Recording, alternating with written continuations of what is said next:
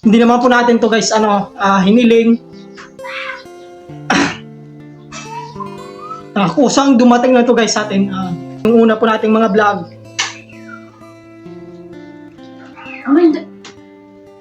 Nangungutang na tayo guys ng gasolina para pumapuntahan po yung mga request po nila.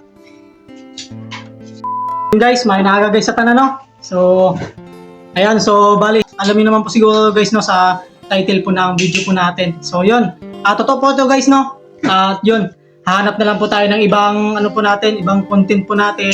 So, hindi na lang po sa ganito. Kasi yung mga tao dito sa atin sa Masbate, masyadong mga judgmental, no? So, hindi naman po lahat, pero yung iba. At yun, gusto ko lang po yung magaan po na pamumuhay, yung walang gulo ba, yung simple lang. So, kaya, ito, medyo masakit lang to guys, no? So, ito po yung message po ni ma'am. So, hindi na lang po natin papangalanan, at least po matago po natin yung mga pagkatao po nila at pagkakilanlan. So, ito naman po yung message po ng unang kapatid niya na nag-request po sa atin. So, unang-una po, hindi pa po natin na-vlog yung request po nila.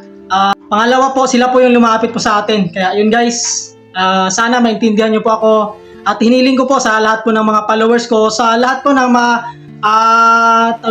mapuntahan po ng video na to guys. So sana support nyo pa din po ako, wag nyo po akong iwan. Kung ano po yung susunod po natin na content. Yun, kahit na pagtulong po yung ginagawa po natin sa mga kababayan po natin. Pero hindi po natin maiwasan kasi mas marami po yung mga judgmental kisa doon sa hindi. So hindi naman po lahat dito sa Masbate. Pero yun, kadalasan po ng mga tao po dito sa atin ay judgmental. So at sabi niya daw po, pinakikitaan po natin yung mga vlog. So oo naman guys, may kita naman po tayo sa vlog.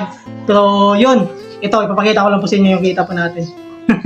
So ito po yung kita po natin guys. Kaya yun, sa mga nauna ko pong request, so dun sa mga una pa po, yung matagal na, ilang taon na, yun, nagpapasalamat po ako sa inyo lahat, sa lahat po ng pamilya po na naging part po ng vlog po na ito. Ayan, malungkot lang, no?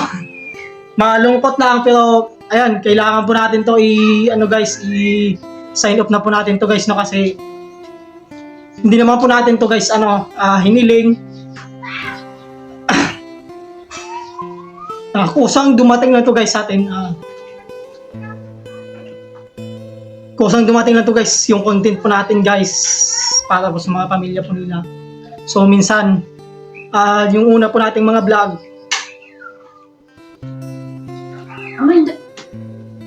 nangungutang na tayo guys ng gasolina para pumapuntahan po yung mga request po nila. Pero